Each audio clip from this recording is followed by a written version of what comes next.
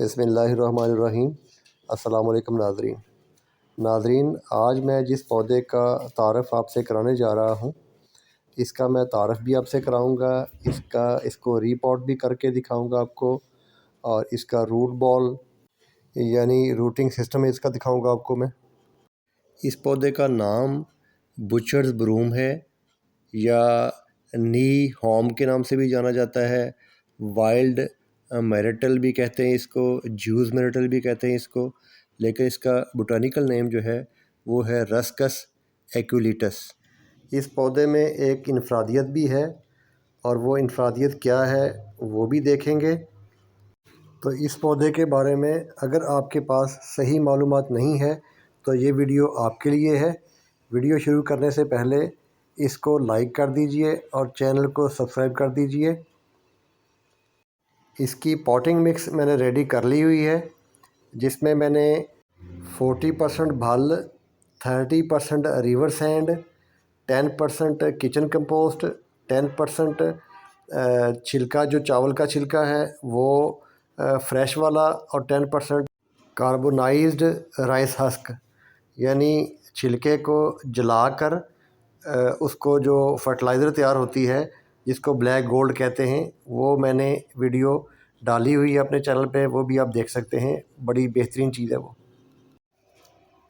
तो दोस्तों, ये पौधा जो छोटे गमले के अंदर है, ये तकरीबन 1 साल इसकी एज है, और ये कोई 6-7 इसकी टहनियाँ हैं, शाखें हैं जो निकली हुई हैं, और इसका जो रूट्स हैं वो भी अब बाउंड हो चुकी होंगी।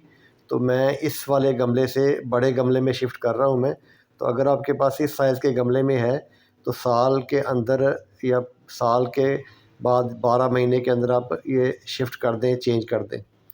तो ये देखिए, ये रूट्स जो हैं इसके लास्ट तक, एंड तक गई हुई हैं। ये देखिए, ये लास्ट तक रूट्स गई हुई हैं, तो सारी मिट्टी में ये रूट्स फैली हुई हैं। तो ये मैं अगर अब स्प्रिंग में बड़े गमले में शिफ्ट कर दूंगा तो इसकी इस स्प्रिंग के अंदर ही नई शाखें, नई टहनियाँ जो नीचे से ही निकलती हैं और सीधी स्ट्रेट ऊपर तक जाती हैं, तो उससे ये बुशी हो जाता है पौधा।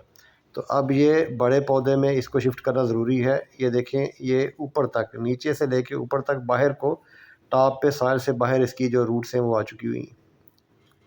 विंटर चूँकि डॉर्मेंसी का पीरियड होता है, तो डॉर्मेंसी में भी देखें इसके बड़े अच्छे लीव्स हैं। जितनी भी टहनी है इसके लीफ भरे हुए हैं उसके ऊपर, कुछ इसके पुराने लीफ हैं और कुछ इसके नए लीफ भी हैं।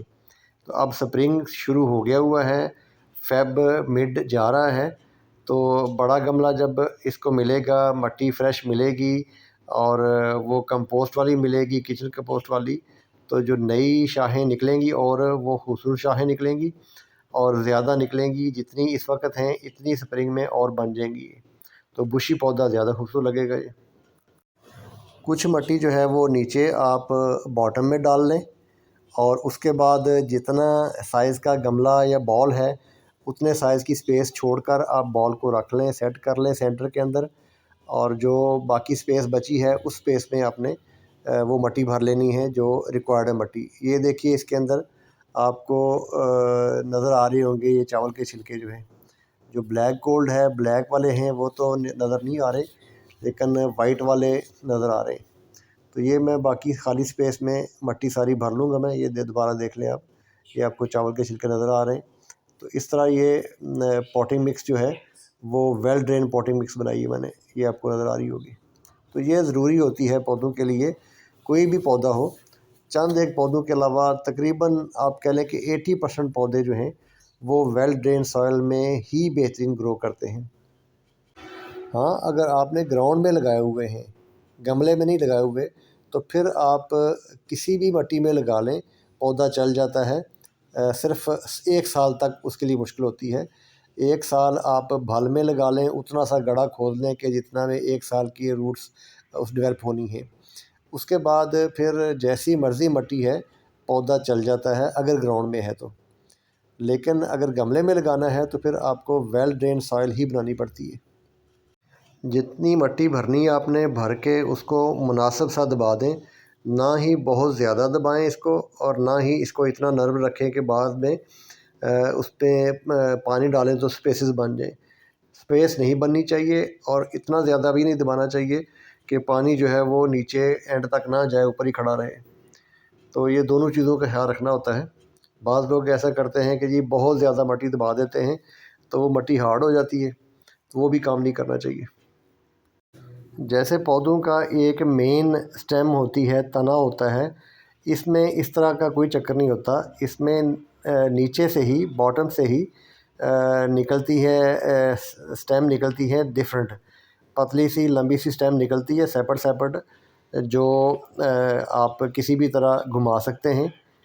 नरम होती है, आप इसको कुछ शेप देना चाहें, एक दूसरे के साथ फंसाना चाहें, सेपरेट रखना चाहें, जैसे चाहें पौधे को कर सकते हैं आप। और इसके जो लीफ होते हैं वो बड़े हार्ड से होते हैं। और दूसरा, लीफ जो टहनी ताज़ी निकली होती है उसका कलर इस तरह होता है, यानी शाइन ग्रीन या पैरेट ग्रीन कह लें, और जो पुरानी हो जाती है वो ब्लैकिश हो जाते हैं इस तरह। ये वाली जो ये पुरानी है ब्लैकिश हो जाती है। दूसरा जो मैंने कहा था कि इनफरादियत इस पौधे की है, तो ये पत्ते के अंदर से पत्ता निकल आता है, ठीक है, जैसे मैंने आपको दिखाया है, या पत्ते के अंदर से फूल निकल आता है, जैसे ये फूल है। और ये जब पूरे जोबन पे होता है, नया जब निकलेगा स्प्रिंग पे, तो ये कलर्ड होता है, पर्पल होता है ये। तो अभी जब पर्पल होंगे स्प्रिंग में तो मैं दोबारा आपको दिखा दूँगा इस पौधे को। अभी इस वक्त चूँकि डोरमेंसी का पीरियड जा रहा है तो कलर इस वक्त उन पे नहीं है। ये देखें, बैक पे भी निकल आते हैं, फ्रंट पे भी निकल आते हैं। तो ये आपको, मेरा नहीं ख्याल कि किसी और पौधे में नज़र आएंगे इस तरह के, पत्ते में से पत्ता निकला हुआ है और पत्ते में से फूल निकला हुआ है। और बाज़ वैराइटीज़ में इसी जगह से, पत्ते के अंदर से ही छोटी सी बेरी भी निकलती है, रेड कलर की, रेड शाइन कलर की बेरी भी निकलती है पत्तों में से, वो भी वैरायटी है। यहाँ मैंने तो कभी नहीं देखी वैसे, लेकिन अगर आप नेट पे देखेंगे तो बेरी वाली वैरायटी भी है इसकी, रसकस की। इस पौधे की प्रोपगेशन जो है वो कटिंग से भी हो जाती है। इसकी जो डिवीजन्स हैं, जो नीचे अगर आप रूट बॉल में से आप जो जितनी टहनियाँ निकली होती हैं वो डिवाइड करके भी आप सेपरेट सेपरेट गमलों में लगा सकते हैं, और 1 साल तक आपकी और ये कुछ 4-4 5-5 टहनियाँ निकल आती हैं, और ये बीज से भी ग्रो हो जाता है। ये पौधा एक एवरग्रीन श्रब है। आप इसको गर्मियों में, सर्दियों में इनकी लोकेशन चेंज करके आप इसको एवरग्रीन रख सकते हैं। ये इस पौधे को आप इंडोर भी रख सकते हैं, जहाँ से रोशनी जो है वो बाहर से सूरज की पड़ रही हो विंडो से, वहाँ रख सकते हैं। और बाहर भी आप सेमी शेडेड एरिया में या फिल्टर्ड सनलाइट आ रही हो जहाँ पे, कोई दरख्तों के नीचे रख लें आप, तो ये वहाँ बहुत अच्छा इसका ग्रो करता है, और इसके कलर्स भी अच्छे रहते हैं। बहुत ज़्यादा डायरेक्ट सनलाइट के अंदर ये ख़राब हो जाता है। और शदीद सर्दियाँ जब पड़ रही होती हैं, जब कोहरा पड़ रहा होता है या फोग के दिन होते हैं, धूप कम निकलती है, उस वक़्त कोशिश करें कि ये आप इंडोर रखें, या पॉली हाउस अगर है आपके पास तो उस पे रखें, तो ये बेहतर रहता है। और गर्मियों में अगर ग्रीन नेट है आपके यहाँ तो ग्रीन नेट के नीचे रखें, नहीं तो दरख्तों के छाँव में रखें, या वो भी नहीं है तो आप दीवार की ओट में जहाँ डायरेक्ट सनलाइट नहीं पड़ती, आप वहाँ रख दें जहाँ पे साया रहता है, बजाय इसके कि आप डायरेक्ट धूप में रख दें, वो ज़्यादा ख़तरनाक है। लेकिन इसके अलावा ये पौधा बहुत ही इजी टू ग्रो है। आप एक पौधे से कई पौधे बना सकते हैं अगर थोड़ी सी सूझबूझ के साथ काम चलाएं तो। इसके साथ ही मुझे दीजिए इजाज़त। अपना बहुत अच्छे से ख्याल रखिए। अल्लाह निगहबान। अल्लाह हाफिज़।